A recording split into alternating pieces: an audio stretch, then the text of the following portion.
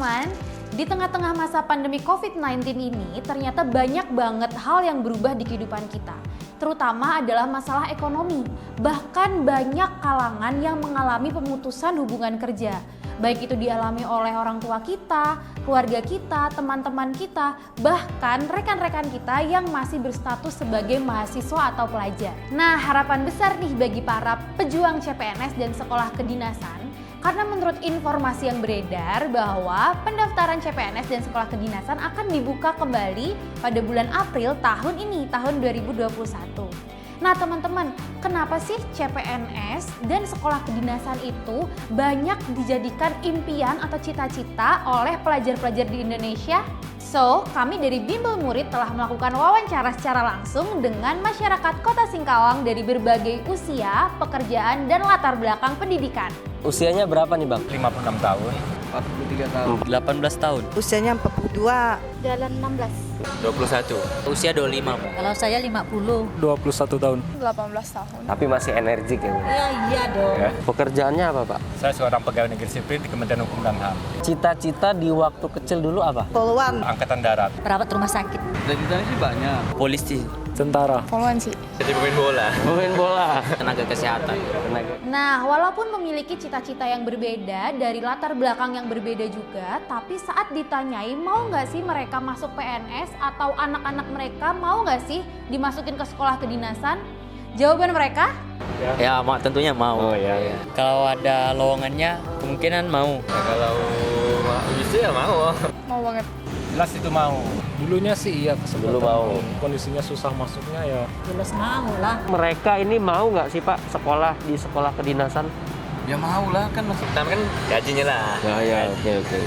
Jamin kan. Betul. Jamin untuk masa depan. Kenapa? Karena kalau PNS itu di mata masyarakat itu Kan udah terjamin, udah diakuin dan resmi dari lembaga pemerintah. Jadi udah terjamin untuk pekerjaan dan juga gajinya juga. Sebenarnya sih mau, tapi kadang-kadang informasi itu kurang. Oh iya. Mau sih mau jadi CPNS, tapi seberapa jauh sih mereka mengetahui apa itu CPNS? Apa yang Abang ketahui tentang CPNS? Sekedar tahu kayak gitu ya. Calon pegawai negeri gitu ya. masih belum tahu. Ada pensiunnya. Kayak pembukaan pegawai sipil seperti Kemenkumham gitu.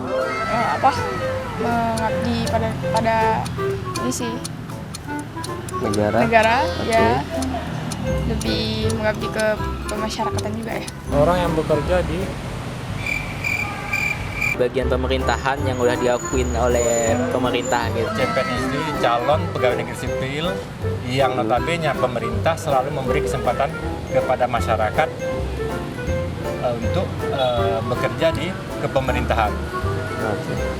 Nah, ternyata ada nih yang nggak tahu sama sekali, ada juga yang udah tahu tapi sekedarnya aja, dan bahkan ada juga yang sudah tahu banget. Kalau begitu, yuk kita simak, tahu nggak sih mereka tentang sekolah kedinasan? Kakak pernah dengar tentang sekolah kedinasan? Sekolah kedinasan ya. Masih belum pernah ya? Iya. Belum pernah sih rasanya. Sering. Pernah. Sekolah kedinasan, udah pernah dengar belum? Udah. Udah pernah ya? Belum sih Bang. Iya. ya pernah sih. Belum pernah? Belum pernah. Wah, ternyata mereka semua nggak ada yang pernah dengar tentang sekolah kedinasan. Kalau gitu yuk kita dengerin jawaban dari mereka yang pernah dengar tentang sekolah kedinasan. Apa yang Abang ketahui tentang sekolah kedinasan? Kalau kedinasan ya belajar untuk belajar buat 1 hour later. Sekolah kedinasan itu kita dibimbing ya. Dibimbing buat menuju jenjang karir kita lebih dalam lagi. Oke. Berarti kayak sekolah 3 hours later.